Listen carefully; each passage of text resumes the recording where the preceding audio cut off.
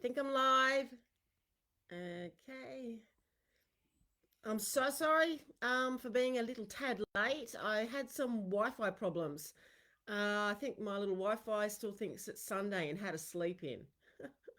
So I'm just making sure I've got my settings. Okay. Yeah, cool. Okay. Awesome. So, good morning, everybody. If you're in Australia, Monday morning, thank you for letting me have yesterday off with the Q&A. It was my birthday, and I didn't do much different because I have a lot of horses. So, I just did the horses, but I have a lovely client at the moment with their horse here, Ty, and they came out and they bought me cupcakes, cheesels and twisties, because every time little Carlia comes out, she has a packet of chips, and I always say, "Can I have a cheesel?" It reminds me of being back at school many years ago. I didn't think that they still made them. So terrible, but I had cheesels and a glass of wine for dinner last night. Anyway, my birthday, I can do that. Hey, so I'll just have a sip of my coffee, and um, and if I sound sinusy, that's because I ate cheesels and wine last night. I have bad sinus problems. I have food allergies, so I have to be very careful with what I eat. And yes, I wouldn't want to. Wine particularly affects my sinuses, but that's okay. You've got to have it every now and then. But yeah, it doesn't take much for food allergies to affect me. So I don't feel terrible. I just feel very sort of stuffy in that. So I let loose. I went wild. Had half a glass of wine actually and some cheesels. So back on track now. As long as I can have my coffee, I'm all good. So this is our weekly Q&A, a day late. But for any of our new members, I do a weekly Q&A in the group, and you can ask me a question at live in the group, or in the when I put up the little notice in our group. You can pop a question or a topic you would like me to talk about in the comment section, and I can talk about it in our live. If you can't make the live, there's always a recording immediately afterwards. So yeah, so you can go back and watch it. So if you have any question, if anyone pops in and has any questions, pop them in the comments. I'll just make sure I can see my little comment section. Oh, excuse me. So sorry. I do sound like I have a cold, but it is sinuses. Very frustrating. I know my little cupcakes. Oh, I had cupcakes. I had cupcakes yesterday as well. That's why, because they also made lovely Carlia and Katrina made little cupcakes for me. So no wonder I'm suffering this morning. Wild gal I am, aren't I? Okay, got my comments here. So what I wanted to have a little chat today about is the practical application of re-educating your off the track thoroughbred. So I've talked a lot about rehabilitation. So it's really important to, when you get your off the track thoroughbred, to rehabilitate them. So that's like holistic rehabilitation. So you want to look at, and I've got, I think I tried to share it our last live, but I can't do screen share. I'll put a little note for me now, and I'm going to put in the group my retraining chart, so you know what I'm talking about. I put a little note here, put up retraining. So I basically, retraining chart. I have to write everything down, otherwise I forget it. I've got so much that I have going through my head. So the way I retrain off the track thoroughbreds is a holistic approach. So not just addressing the re-education, but also basically off the track thoroughbred racehorses need rehabilitation physically, psychologically, as well. They've come from a very demanding industry, and they're going to have a lot of negative associations quite often with handling, with exercising, being saddled. They more than often will have ulcers, so that needs treating. Addressing any lameness issues, hoof rehab. They usually have not good angles in their feet, and quite often they'll have different size feet. So maybe one foot is higher in the heel than the other one. So all these things are very important to address before you even go in and start re-educating your horse and riding and doing some work with them.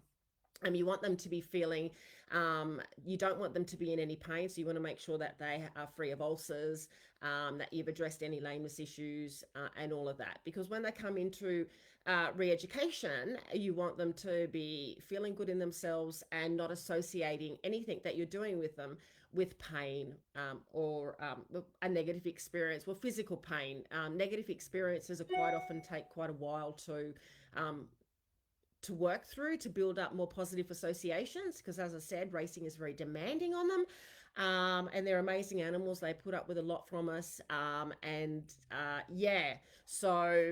they do, even with us, when we go out and do some very demanding exercise, we're going to get muscle sore, we're going to feel tight, our muscles burn. Well, horses feel the same thing, yet they can't tell us that. So they might come back from a hard race and feel very tight and sore in their muscles. Quite often some trainers will give them some anti-inflammatory, a pain relief. Others won't, and then they're going to associate going out to that race day with a pain association. They'll get out the next morning and they'll be so sore and stiff in their body. So horses associate one thing to another thing. They learn by association. So it's really important to be aware that they have a whole build-up library of associations that we need to retrain when we take them on after racing. Now, every horse is an individual, so they're going to have different associations depending on how long they've also been in racing, trainers they've been with, so many different things. So just a point there. So your first step with retraining your off-the-track thoroughbred is the physical and psychological rehabilitation, also hind gut health, diet, and all of that. I'm going to be going into all of this in my monthly membership program. That's everything that you're going to learn there. I also go into a lot more detail with it with my KICKSTART roadmap to Off The Track Thoroughbred Success online course. So give a whole outline. So I wanted to go into the second phase, which is phase 1 is your holistic rehabilitation, physically, mentally, and I also have as well, I use ESI principles.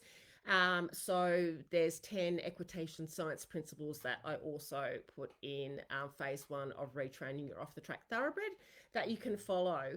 Once again, this is all in my course, and in the academy it will be coming into there. So our phase 2 is the re-education. So I'll have another sip of my coffee, then I'll explain what your re-education is. Once again, sorry that I'm a little bit sniffly. I'm going to have to go on a detox now for the week. Detox, lots of juice and fresh juices. So your re-education starts off with in-hand work, and I have some YouTube videos. I've got training you stop and go. I've got a lot more videos coming up. But so you've addressed your physical, you've addressed phase 1, making sure that you've treated ulcers, your feet balance.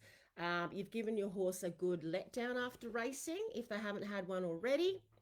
And now you're all ready to come into re-education. So we start with in-hand work first. And before you start to work with your horse, it's really important to understand how horses learn. Okay, so I'm going to break up. I have an outline for my next course, and I'm just going to go through with you the steps that we go through. The first thing you want to know before you start working with your horse is how horses learn and their ethology. So what makes the horse we know that they're a flight animal, they're a prey animal, so their first reflex is to run away. That they're very fearful, but also too, in saying that, they can also habituate to situations and things so well, obviously because we've domesticated them. But we need to be aware that they are a flight animal, that their first line of defense is to run, to flee. So it's really important to have an idea that they're not like a dog, or a cat or anything like that. Also too, with horses, As a prey animal, they don't have, you know, other prey animals such as deer, and what other prey? I can't think off the top of my head, but most of them have horns. So that's another line of defense. You know, with prey animals, if they've got a set of horns, well, they can turn around and defend themselves with horns. Um, or they may be a prey animal that lives amongst bushes and trees, so they've got protection, or they can hibernate and things like that. So that's their line of defense when it comes to their survival instincts that are natural. Horses, they don't have anything like that, and also too, so they don't have horns to defend themselves. They don't live in bushes. They are open plain animals that graze, so they're out in the open for predators to see them. So their absolute first line of defense is to run, go, run, gone, speed. So if you're, in the domestication process, I think a lot of people don't realize that, and many problems, conflict behaviors come up, and a lot of welfare issues come up with the way that we train horses, because we put them in a situation where they can't flee. They're stuck, and so other coping mechanisms have to come up. So we really want to avoid getting our horse in a situation where their arousal levels heighten, and they start to their flight instinct comes in. Now, if they can't express that flight instinct, they're going to express it in other ways. So they're going to have behavior problems, pig rooting, rearing. They may get aggressive, turn around and bite, kick out. They can bolt. Obviously, if you're under saddle, they can definitely bolt. Well, that's the full-on flight instinct, isn't it? If they can't, if they're basically stuck, and all their behaviors are not relieving them of the stress that's happening, they can't get away from it, then they go into coping mechanisms, or they may go into that straight away, depending on the temperament of the horse. Weaving, wind sucking, there's you see that a lot in racing. Stable behaviors, crib biting, and then they can go into learned helplessness, where they just really dull down. They become helpless, I suppose, because and dull down, accept the abuse. So we really want to avoid that. So I think it's important to just have a broad awareness of understanding the animal itself before we start to work with them. And then so we understand our horse. Also too, in going with understanding our horse, and I'll go through this in the Kickstart roadmap, breaking it down to Off The Track Thoroughbreds in particular, understanding that they are different than other horses, and they've come from a completely different environment. So they're unique, and understanding not only horses in general, but then your Off The Track Thoroughbred, and what makes them even more different than other horses, and how that influences the retraining process, because it does, big time. And quite often they'll take a lot longer to retrain. Well, normally they'll always take a lot longer to retrain than a fresh horse that hasn't been started, or a horse that hasn't had the racing experience.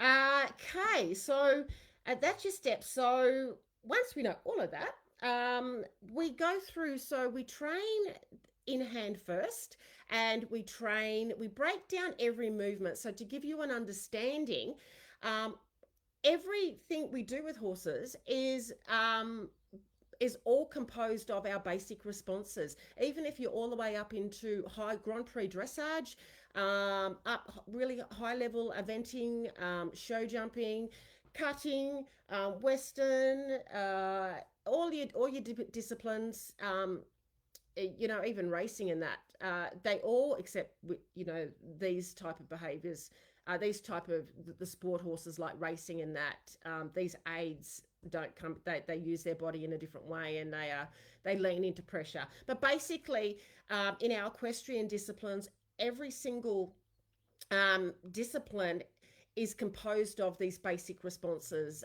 Your high level dressage, your half pass, your renvers, your travers, they're all composed of your basic responses of stopping your horse, slowing your horse down.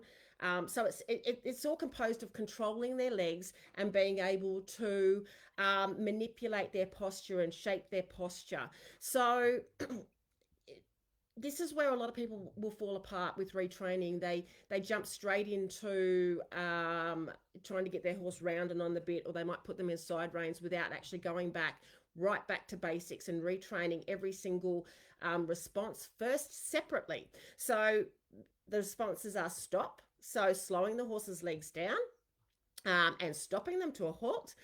Backing up is also included in stop. So you train your horse to stop in hand first with the head collar and lead rope, and you train all responses to a light response. So you want to train your horse to stop very lightly to a very light lead rein response, and then you can go into a bit and bridle in hand or a cavesson and train your horse to stop very lightly in the cavesson and the bridle to bit pressure. So I'm just going to I've just had something pop in my head now. You also, that is included in also flexion as well. So asking the horse to give with the bit. I won't include, I'll talk about that another time because it'll get a bit confusing. Everything's always popping in my head all the time. So once you've trained your stop, now we actually train our stop and go together, because obviously if we're leading our horse in hand, we have to train go as well. Without go, we can't stop the horse. So training, the first step when you're re-educating your horse is training your stop response, so slowing the horse's legs down, having them very, very tuned into stopping to a very light response. So you can fasten, stop, so you can stop your horse within 2 steps. So 2 or 3 steps of their legs. They're not leaning into the bridle. They're not leaning into the lead rope. They're stopping in what we call self-carriage. Now this comes with your go response as well. So training your horse to go forward, to light pressure. Okay, and the important thing is you always want to release the pressure. So you never want to have a consistent pressure on the horse. This is one big thing in racing. They have consistent pressure, bit pressure, and they don't have a relief of it. So they don't know how to give to pressure racehorses. They'll lean into it. So we need to teach them to give to pressure, and that they get the release of pressure when they give. So this is why it's a little bit more difficult when retraining off the track thoroughbreds, because they quite often will be very, very heavy to stop, and they will be very, very heavy to, quite often they're also very dull to the go response as well. Or they can be very reactive, which is, we have to address that in another way. So for an example, they might be very sensitive to your leg aids. And as soon as you put your leg on, they'll shoot forward. So that we address that in another way, but it's still training your horse to respond to the stop and go responses with a light response. So they understand that when you ask to go forward, either with your leg pressure if you're under saddle, or with the lead rein pressure, or a tap with a dressage whip, as soon as they go forward, you release the pressure. So that's your stop and go that you train first. Once you have your horse responding nice and lightly to your stop and go, we then move on to turning. Okay, so your turning is, we have to train the stop and go first, because it's a bit like a car. We can't turn our car if it's not moving. Okay, so turning the wheels, going around a corner left and right. So we have to have our horse moving forward nice and lightly, first forward and backwards, and stopping before we can actually ask them to turn properly. So turning is asking them to step out with their front foreleg and bringing their body over, stepping out with their front foreleg and turning their body over to the left, stepping out with their right foreleg and turning their body over to the right. So that the turning is to do with your front legs, and the hind legs always follow. So turning is to do with shoulder control. We also incorporate in the turning, once you have your horse turning with their front legs, we start to what's called shaping it, to refine it. Okay, so we ask them to to flex with their pole and their head and their neck and follow around like a nice arc. But that comes after we have the horse turning nice and lightly with their front forelegs with their shoulders. So I hope that makes sense. So that is your that you train to stop, you go, you train your turn. Now this is all in hand first. We do this in hand, and then and when we do this, we also incorporate the dressage whip. So the dressage whip is a really important tool when retraining your off the track thoroughbred. We don't use it in any way as a punishment tool. It is just a training aid that is like an extension of your hand.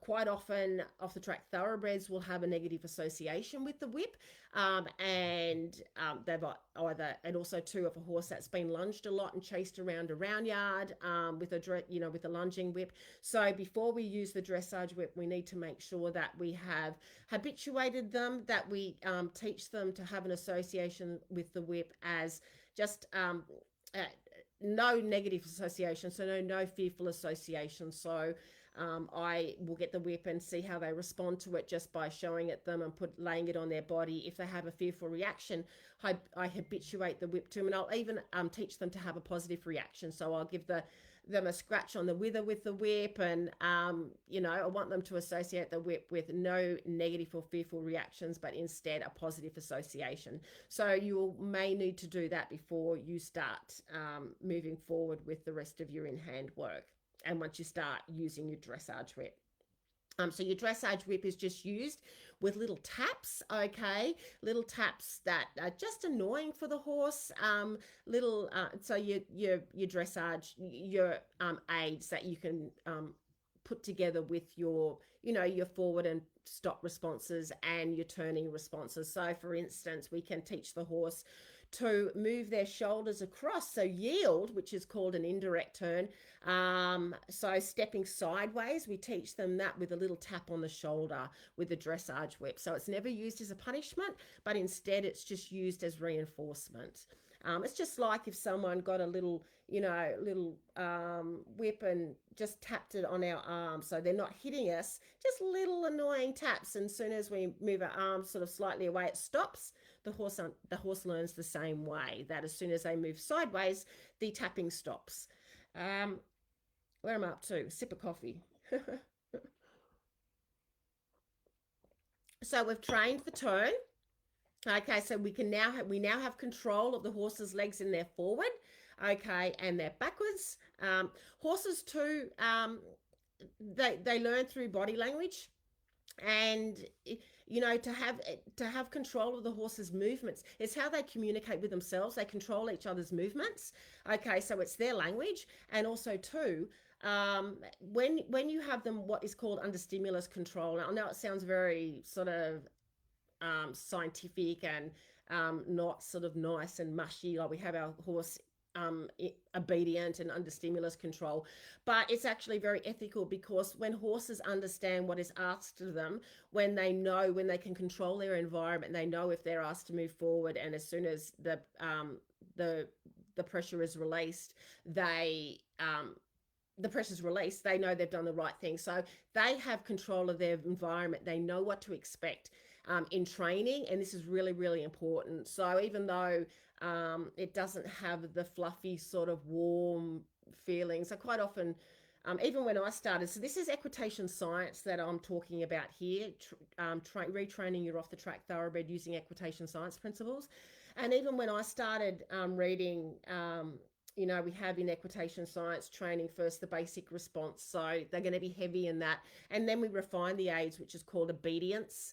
And I think, obedience, training them to obedience, it sounds like, I suppose a bit domineering, but I think we need to take away that mindset, because it's not about that. This is how horses communicate generally with each other. They control each other's movements. Now, if we train with being able to control their movements, they understand what's asked of them. They have control of their environment because they understand the communication, and everything is clear to them. So when I'm saying that we need to have control of our horses' movements, we do. They're big, 500 plus kilo animals. They're in flight animal, and them just running the show, and you know, you leading them and they go forward, backwards, up, down, or whatever. It's not only dangerous for us, but it's confusing for them because they just have no idea. They're just like, well, I'm just going to do this and that. They just have no control of their environment. So it's a bit hard to explain. I did find it hard to understand initially myself because I sort of want everything to be, I don't like to feel like that I'm the domineering, controlling person in the relationship. I love to see that my horse is a partner, that we work together. I'm a dancer. I've come from dancing in the back. I've always loved dancing. So I like to see my horse as like my dance partner and my best friend in everything. So I don't like to have the attitude of, you do what I say and I control it. But it's not like that. It's like we're working as a team. Now, if you've got a dance partner, you have to teach them the steps. Okay. If you're a dance teacher, you have to teach your students the steps. Then we go out and perform. It's the same with our horses. We're their teacher as well as their, their sports partner and things like that. So that's how I see it anyway. And I'm creating an environment for them that they can control.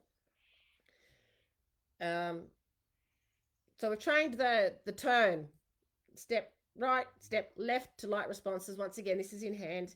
Then we train the yield. So we once again looking at how all these movements. So in dressage, in travers or renvers, you bring your shoulder in off the track. So you've got a three tracks. So you can see how the turn in our basic responses in hand, asking the horse to turn with their left hind. They just say if we're going around to the left, bringing their shoulders out is the first movement, and that incorporates into if you're doing high level dressage and you're doing your travers. Well, that's actually hindquarters, but your shoulder in. If you're doing a shoulder in, you need to bring your horse's shoulders in. If you haven't trained the horse, okay, way back to understand the basic aids of bringing your horse's shoulders in, well, they're going to be confused and you're not going to be able to manipulate their body. So I hope that makes sense. And also too, just for instance, in show jumping, you're coming around a corner, you're coming to your jump, you need your horse to bend and arc through their body to have a nice straight line. You don't want them leaning on the rein. You don't want them falling in or out. Well, that all goes back to training this. Okay, we need to train every individual movement and response separately, that to the horse understands it, and then we can put them all together and we can make a dance, sort of like, or bring it into whatever aspect. So train them individually first, and then you bring them all together. So I hope that makes sense there. So we've trained our shoulder movements, now turns. Now the turn also includes not only our shoulders, but also the head and the neck as well. So I always train the head and the neck in hand as well. I'm going to that in a moment. Now, after we trained our turn with the front legs, we train our yield, our hind legs. So we ask the horse to move their hindquarters over. So we use the whip tapping with that, a little tap, tap, tap on the shoulder. So if you put a little bit of pressure, or even if you use your hand, usually they're like moving a freight train. Okay, so if you ask your horse, if you get your horse, just say you've got a horse off the track and you ask them to move their hindquarters over, they quite often will be really heavy and lean into it. Okay, so we want to train them to a very light response that they move their hindquarters left and right. So this is called an indirect turn. Okay, so shifting away from the pressure and crossing their hind legs over. So you train that in hand first. And then this is where I go training head control. So we've trained our stop, our go, turn the front legs, turn the hind legs, which is the yielding, and our head control. So you're off the track thoroughbred quite helpful to have a very braced neck and head. And this is also, the high head carriage and the braced head and neck is their flight response position. So once we start to influence the horse's posture, we change and they start to lower their head and use their body in a more supple and a healthy frame. We change their posture, we change their mental framework. It has been shown that when you teach your horse to lower their head, and I did a YouTube video on this, it releases calming endorphins in them. So we change the horse's posture. Now, this is not forcing them into a posture. with side reins or anything like that. This is training them to respond to light aids. And training that to lower their head is one of those. So that's important, to training them to give to the pressure. So asking for downward pressure with your head collar and lead rope, and they lower their head and neck, and you feel a release so they can relax it, and then you let them stand there. So all these training, all these responses, you stop, you go, your turn, your yield, you're controlling the head and neck, okay, and then having them to respond them to light aids, is training your horse to be in self-carriage. And this is where I get into some discussions with people when they want the horse to come down, the whole down on the bit, and working into a soft contact. Well, if you've got your horse going forward, forcing them into posture is not the answer, and it's not doing anything except holding them into a set posture. It's going to cause stress. It's not working their body in the correct way.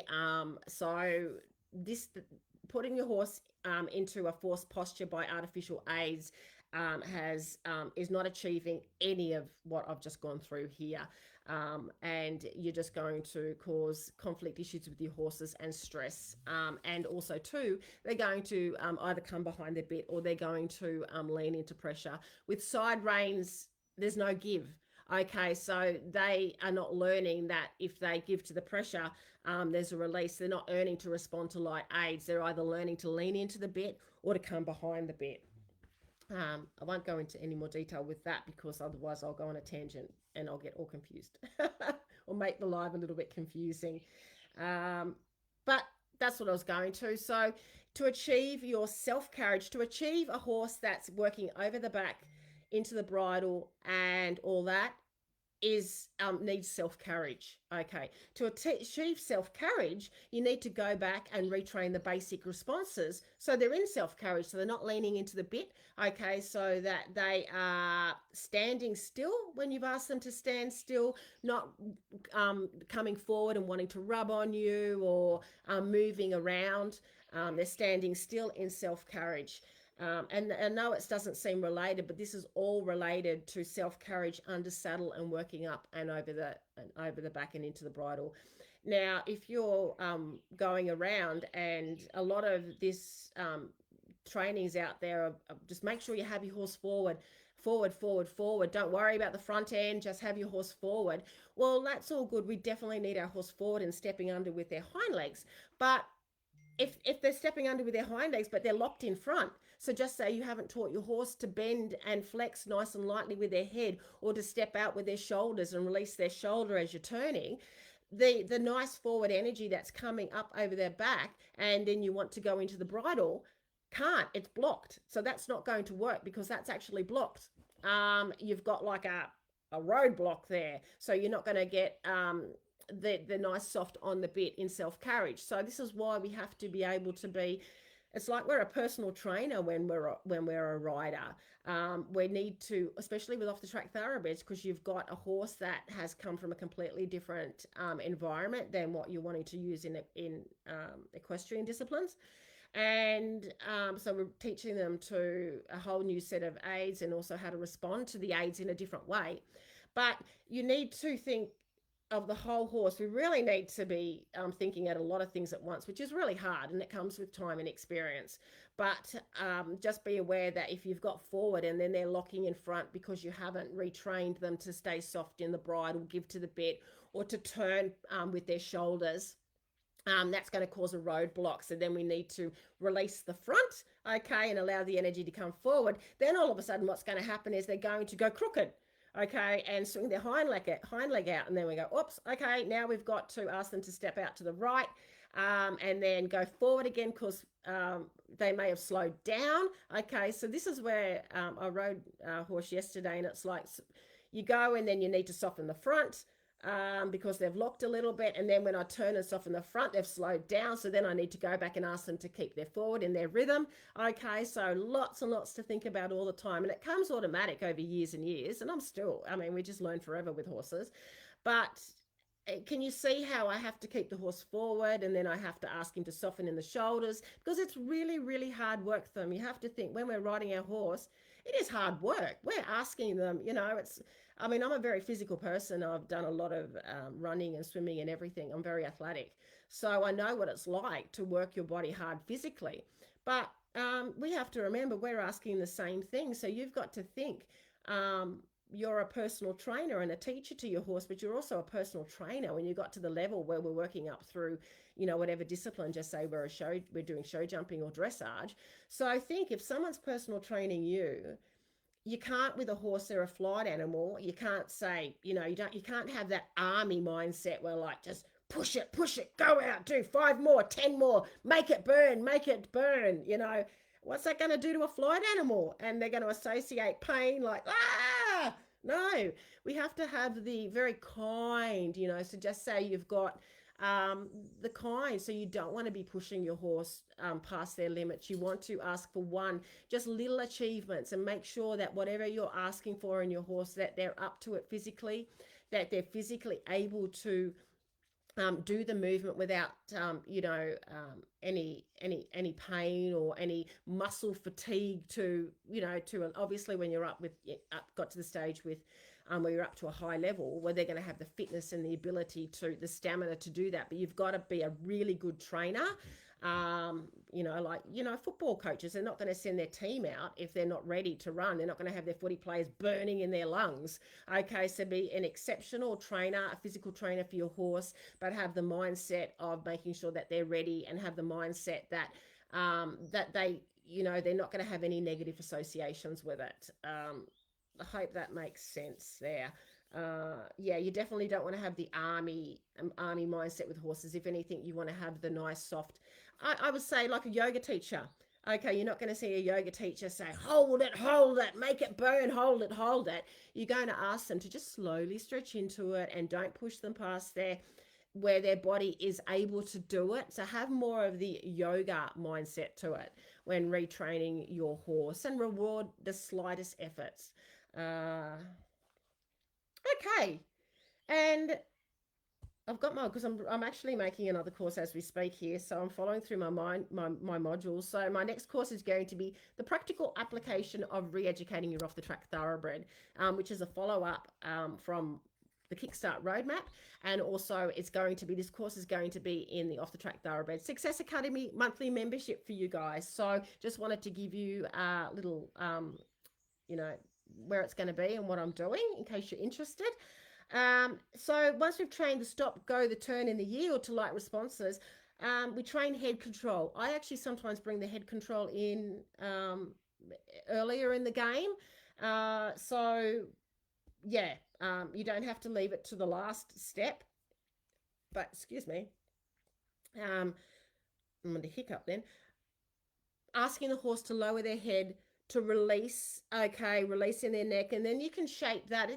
This goes more now into your classical dressage type of approach, where you really got to have the classical dressage approach, where you have this soft flowing, and you get your horse to so soft that as soon as you turn flexion, you ask the horse to give with their jaw. Another really important thing with retraining your off the track thoroughbred is to teach them to give in their jaw. They're so used to leaning into bit pressure and to leaning onto the bars. They have a lot of bar pressure. Their bars are the top of the gums in their mouth. So they're just habituated and dulled down to so much bit pressure that you really have to go back and teach them to loosen up, stay soft in their jaw. So once again, if you're wanting your horse to work over the back, nice and round and forward, which we all want our horse to look pretty. If they're locked in the jaw, they're holding their jaw, the energy can't flow through. It has to be dynamic, and they have to flow through.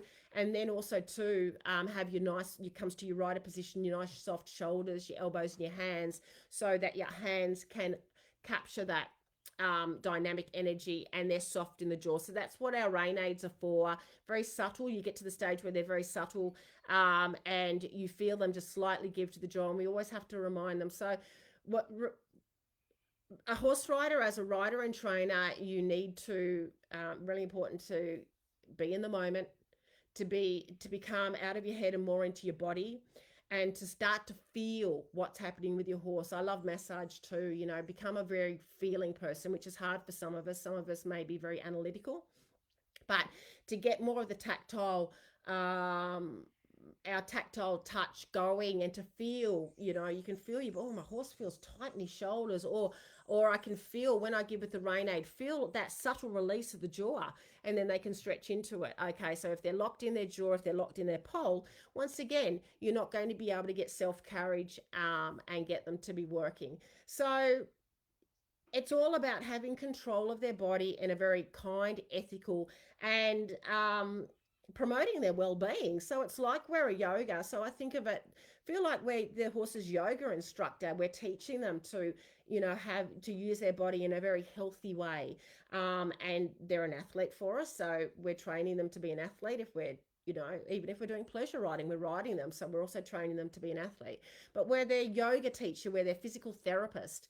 And having that attitude, I think, helps as well, instead of sort of seeing them as, you know, something for us to, they're our servant and they're there to do us.